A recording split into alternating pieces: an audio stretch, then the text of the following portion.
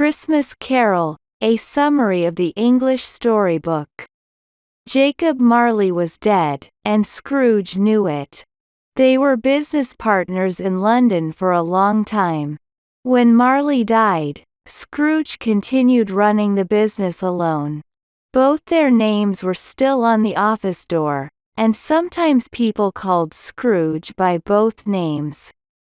But he didn't care about the names. All he cared about was making money. Scrooge was a hard, clever, and mean old man. He lived a lonely life and didn't care about anyone else. His coldness made him look unfriendly, with red eyes, thin lips, and a frosty look. His heart was as cold as the air around him. His office was freezing even in summer, and nobody ever stopped to talk to him or ask for help. Animals and people were afraid of him, and that's exactly how Scrooge wanted it. He liked being left alone. One Christmas Eve, Scrooge was working in his cold office, and it was foggy and dark outside.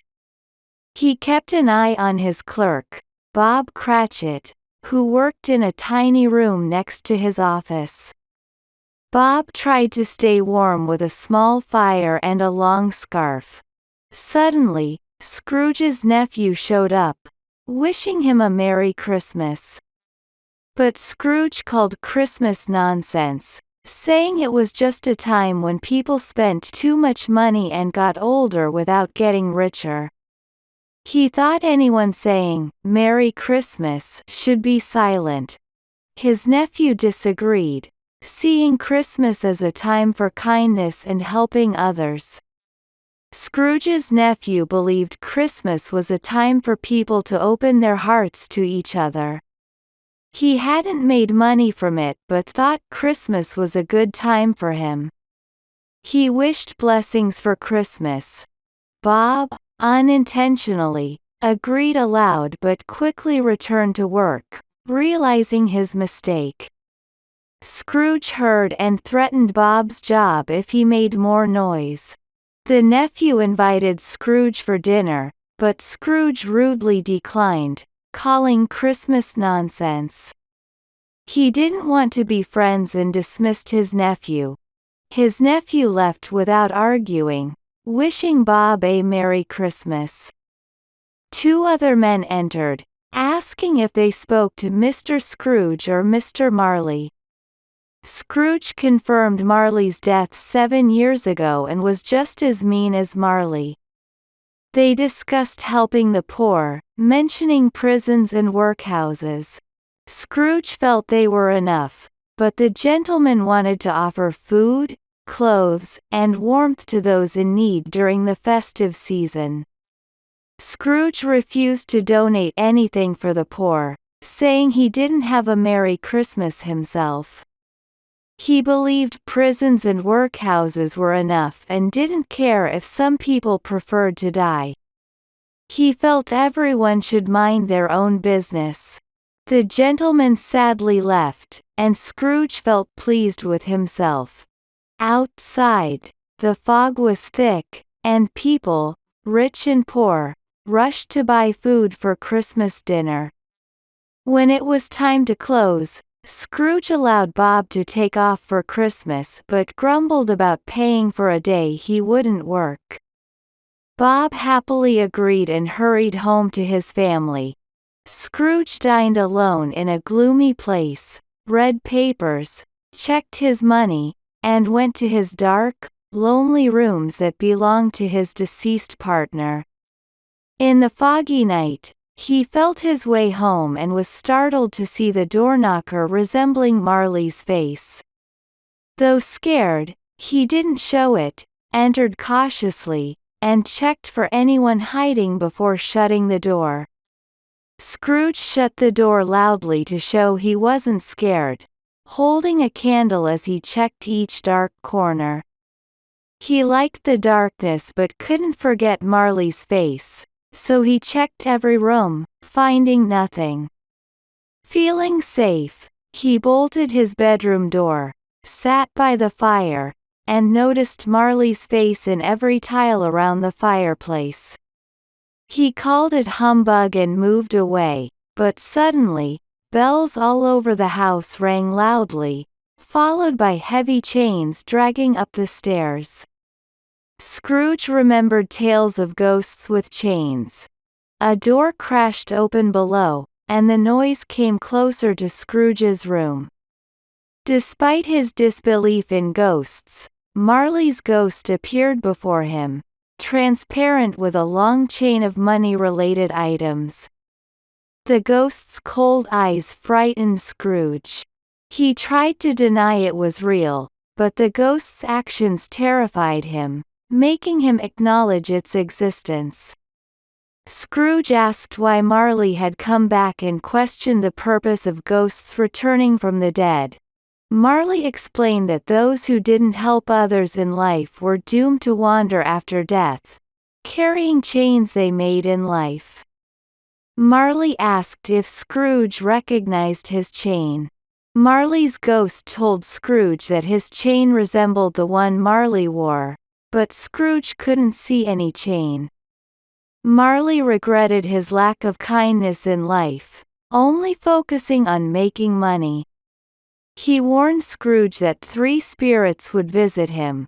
One the following night at 1 a.m., another the same time the next night, and the third at midnight after that. These visits were meant to offer Scrooge a chance to change his ways and avoid Marley's fate. As Marley disappeared, Scrooge heard crying in the air and saw spirits with chains, realizing the mistakes they made in life. The spirits faded away into the dark night, leaving Scrooge feeling uneasy. He checked his locked door and, feeling exhausted, went straight to bed without changing, falling asleep immediately. When Scrooge woke up, it was dark, and the clock struck 12, surprising him. He wondered if he had slept all day or if something was wrong with the time.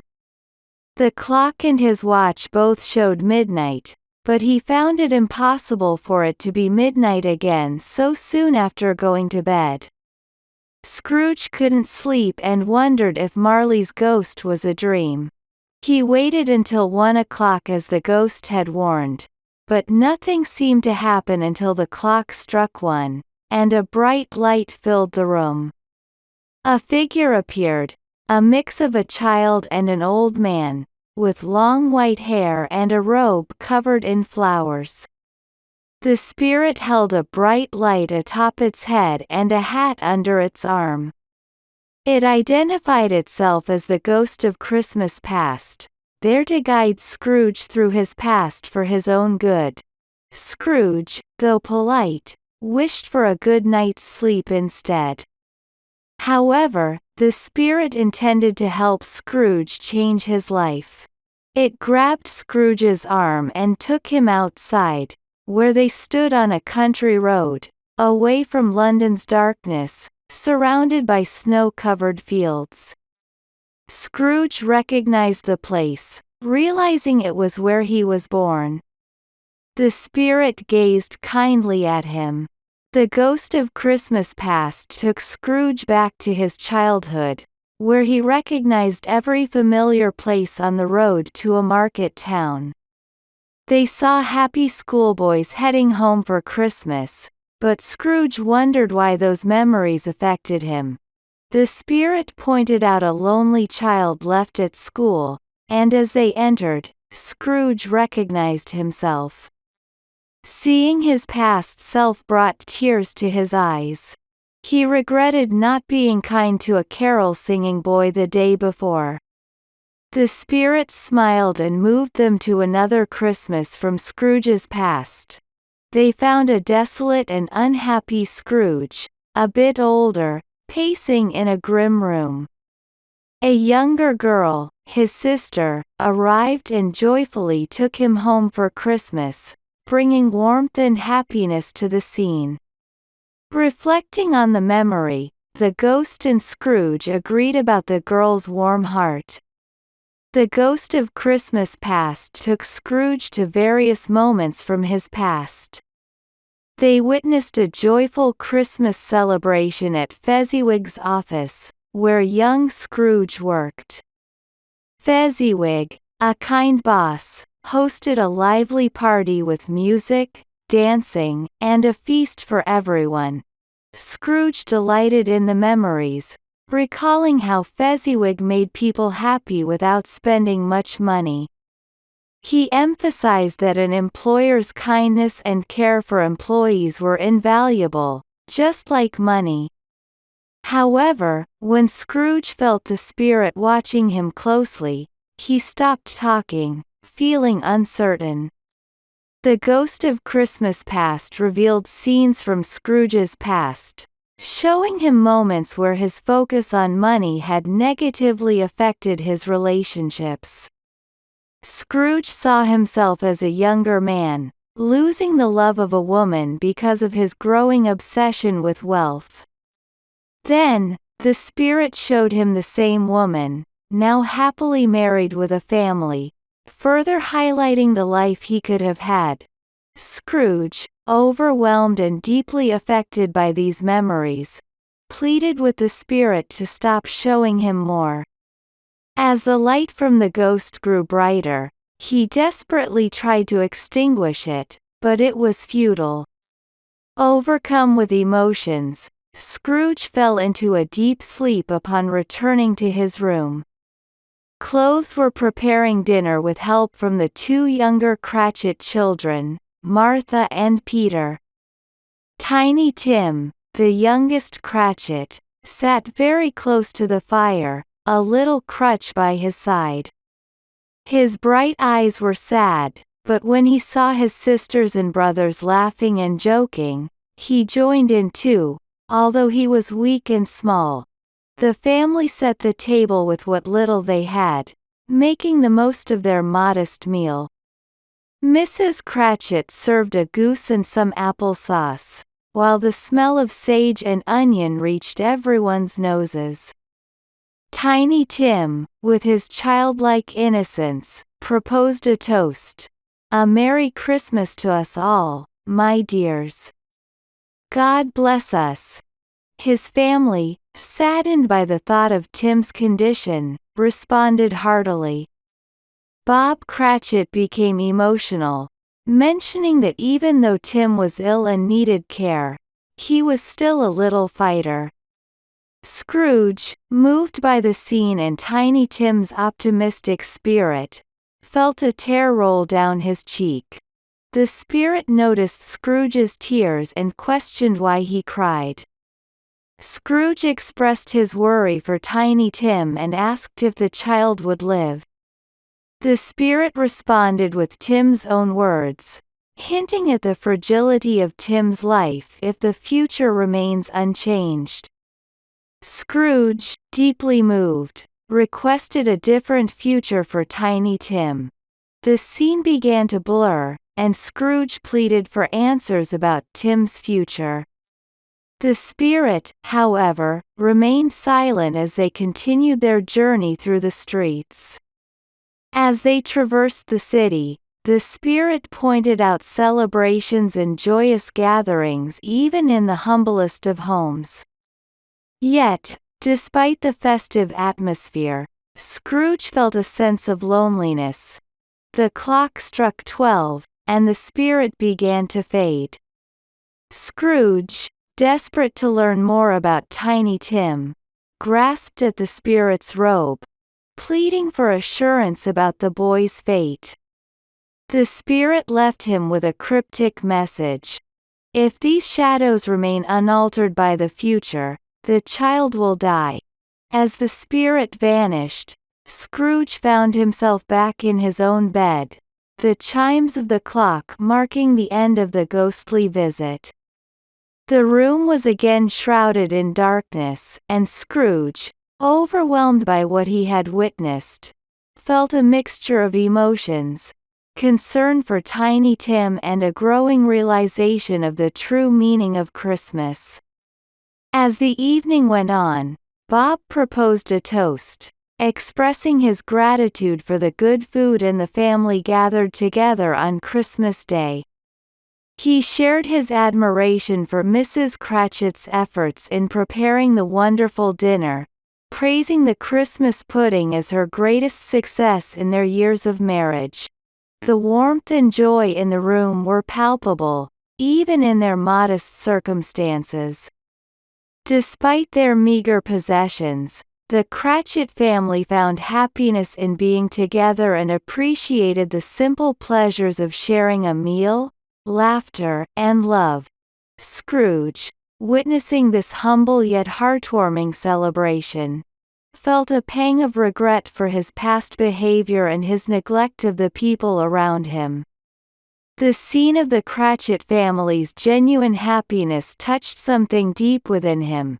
The spirit nudged Scrooge, indicating their time was drawing to a close.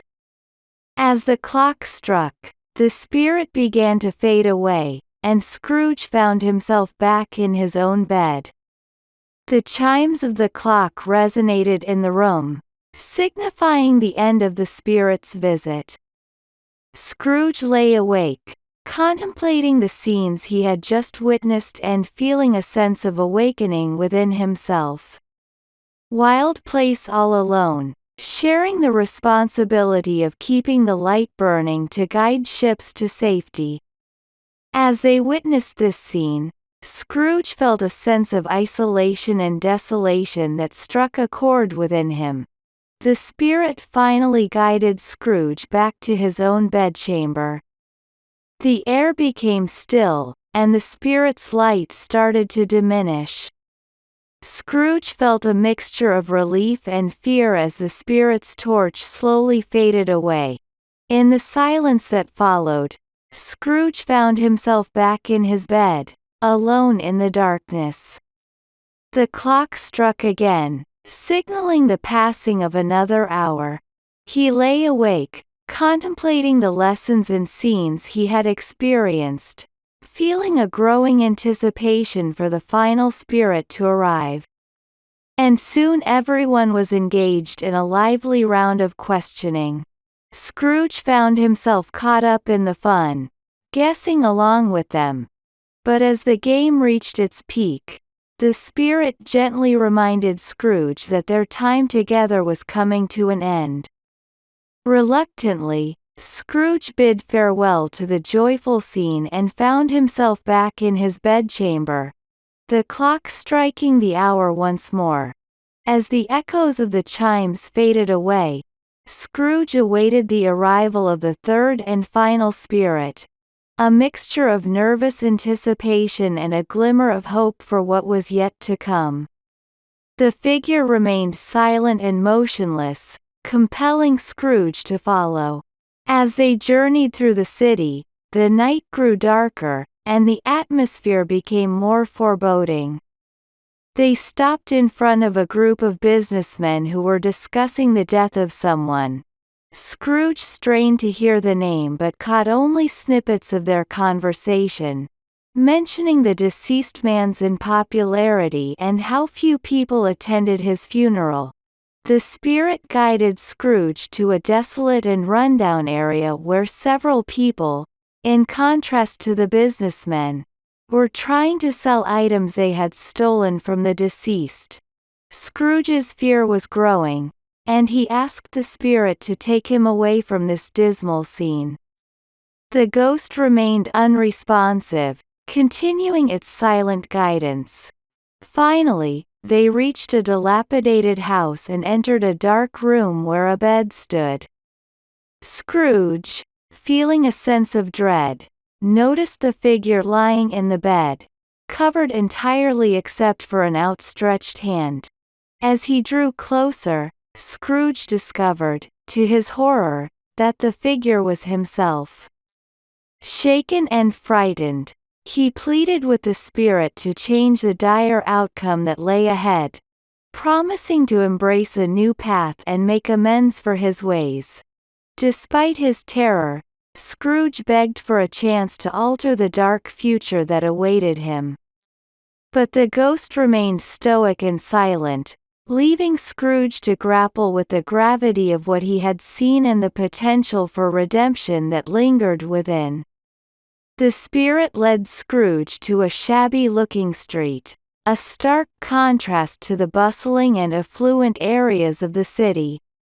It was a place unfamiliar to Scrooge, filled with poverty, dilapidated houses, and unkempt individuals. They approached a humble shop where an elderly man sat, surrounded by second-hand furniture and old garments. He appeared forlorn, waiting for customers among the impoverished populace. Scrooge recognized the distressing conditions of the place and observed the hardship endured by those struggling to eke out a living. But the spirit didn't provide any explanations, leaving Scrooge to interpret the scene on his own. As they continued their haunting journey, they arrived at a rundown dwelling. Scrooge noticed a group of women discussing a recent death. They found him cold and alone in his bed. One woman said with a mix of sorrow and indifference, "He wasn't missed, that's for certain," remarked another, her tone devoid of sympathy. Scrooge, though unsettled by the conversation, felt a sense of familiarity. He attempted to discern the identity of the deceased but couldn't fully grasp the significance of the scene. The spirit directed Scrooge's attention to another somber scene, where a group of people was gathered. A woman, laden with regret, lamented the passing of someone they once knew. "I wish I could have been kinder to him before he passed," she said with sorrow in her voice. Her companion, though expressing regret, conceded that it was too late for such sentiments. Scrooge, perturbed by these scenes and the conversation of the people, searched for clues or connections to his own life. However, the ghost remained silent and inscrutable, leaving Scrooge to contemplate the implications of what he was witnessing. As they traversed through these melancholic moments, the ghost's presence and the gravity of the scenes weighed heavily on Scrooge's conscience, stirring a newfound sense of awareness and introspection within him. As alone and unloved as this man, show me someone who might benefit from a change in my actions. But let me not see that face, oh no, not that face. Scrooge, overwhelmed by the haunting reality of the lonely man's death and the callousness of those who stripped his possessions after he passed, couldn't bring himself to uncover the face of the deceased. The spirit's silent and unyielding presence compounded Scrooge's anguish. Suddenly, the surroundings changed again. They were now in a different part of the city, in a modest house inhabited by a small group of people, all seemingly in mourning. Scrooge recognized the atmosphere of grief and remorse.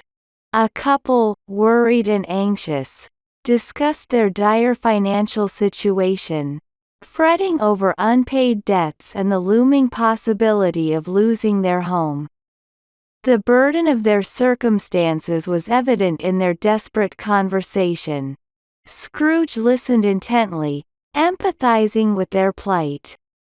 He was struck by the realization that even in their grief, they held on to their love and compassion for one another. Their struggle was palpable, yet their unity and concern for each other were unmistakable. As he continued to observe these scenes of despair and hardship, Scrooge grappled with the weight of his past actions and their impact on those around him. The spirit, though silent and inscrutable, forced him to confront the stark consequences of his choices.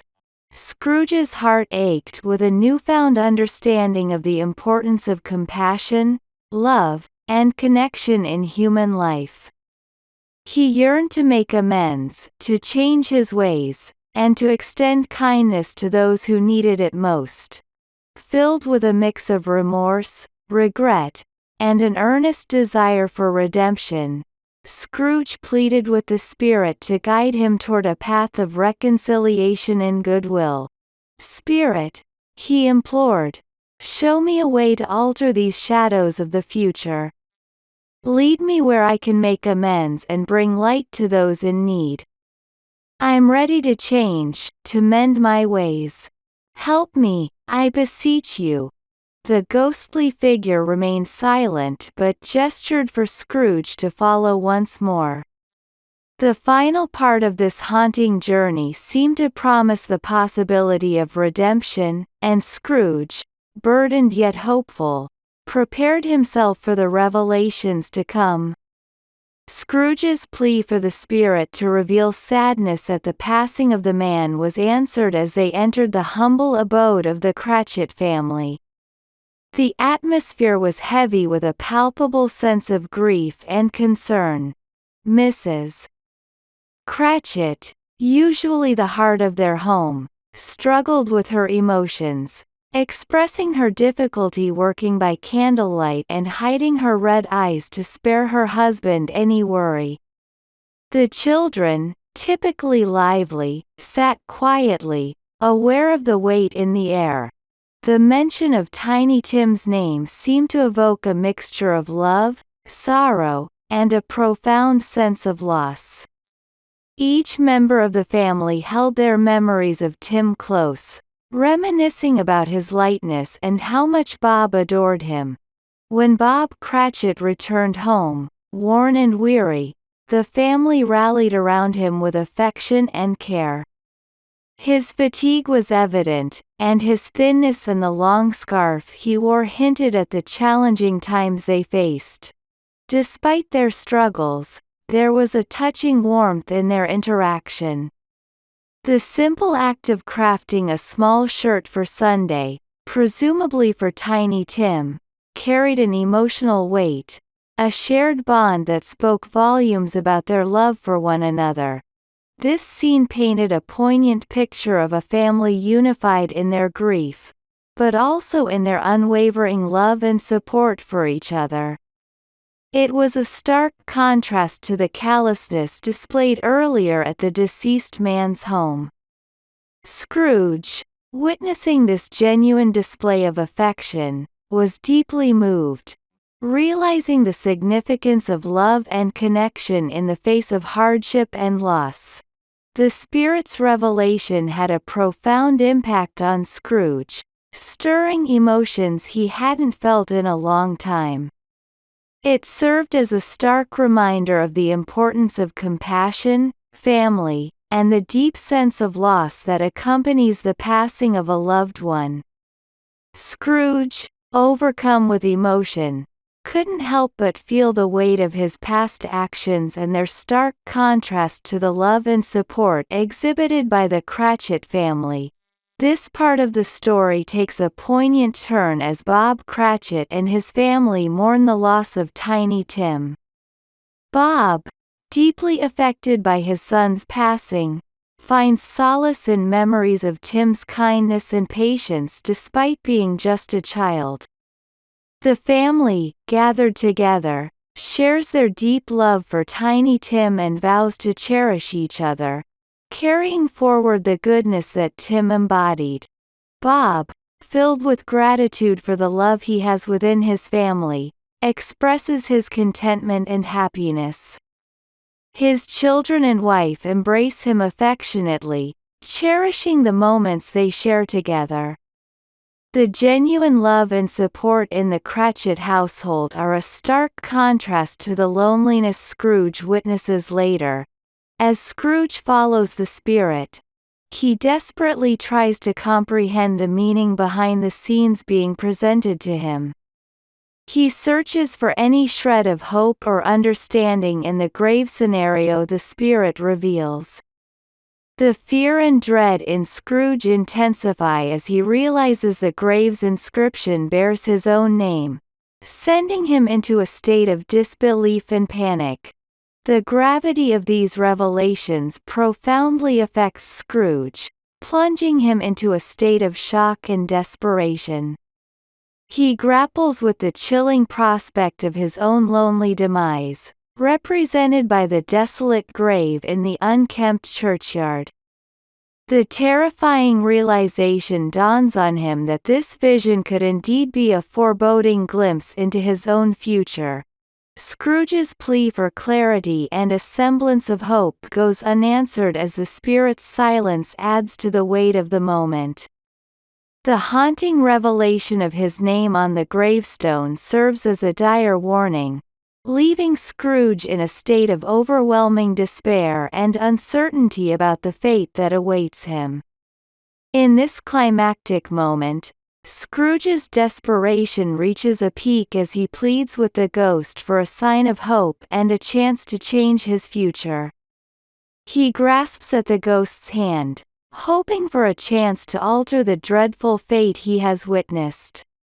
His earnestness and resolve to transform himself are palpable as he vows to remember the lessons learned and live a kinder, more generous life.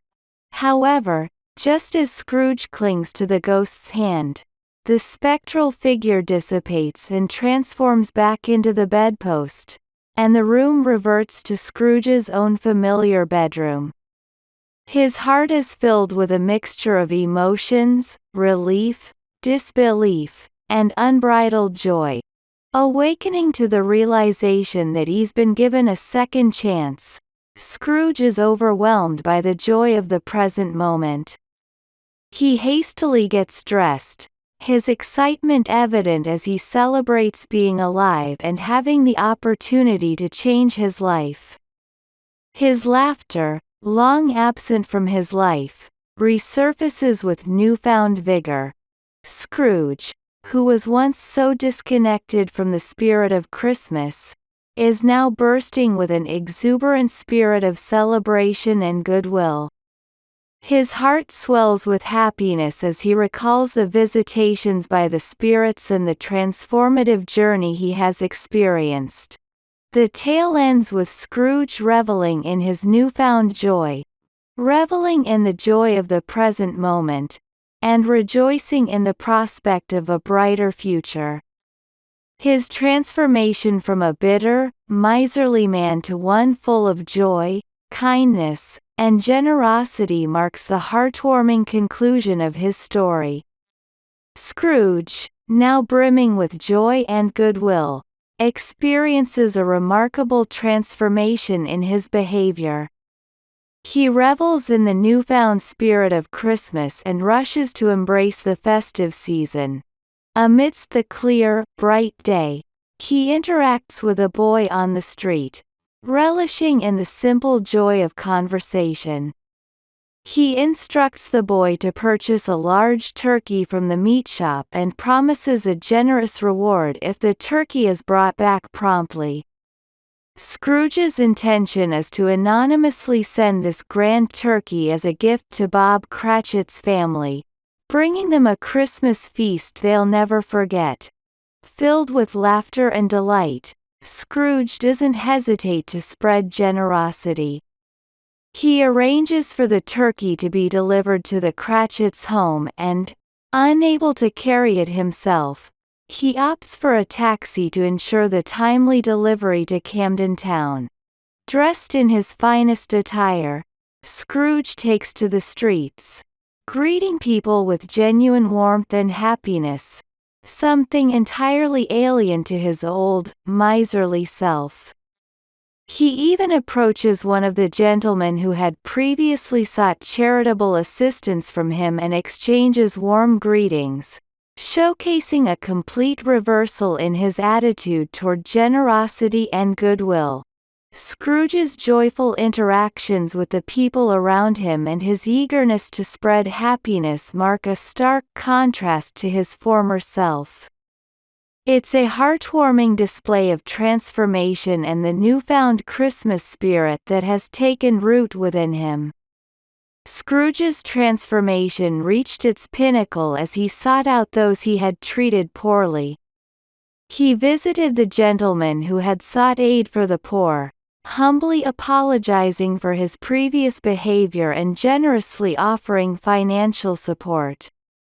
Scrooge's newfound joy and generosity extended further as he attended church, gave children money for sweets, and experienced unparalleled happiness in these acts of kindness. Taking a brave step, he visited his nephew's house on Christmas Day, where he was warmly welcomed. The evening was filled with joy, laughter, and wonderful moments that he hadn't experienced in years. The next day at work, Scrooge arrived early, eagerly anticipating Bob Cratchit's late arrival. When Bob did arrive late, Scrooge, in a playful but heartfelt manner, pretended to scold him before surprising Bob by announcing a significant increase in his pay, promising to help his family, and inviting him for a celebratory drink that afternoon. Scrooge kept his promises, especially to Tiny Tim, who not only survived but thrived under Scrooge's care. Scrooge became a beacon of goodwill and generosity in London, not concerned with the opinions of others but content with the warmth he felt within his own heart. He never again encountered spirits, living the rest of his life cheerfully, embracing the spirit of Christmas, and finding profound happiness. And so, echoing Tiny Tim's famous words, Scrooge wished blessings upon everyone, embodying the true spirit of Christmas and embodying the hope for goodness and kindness for all.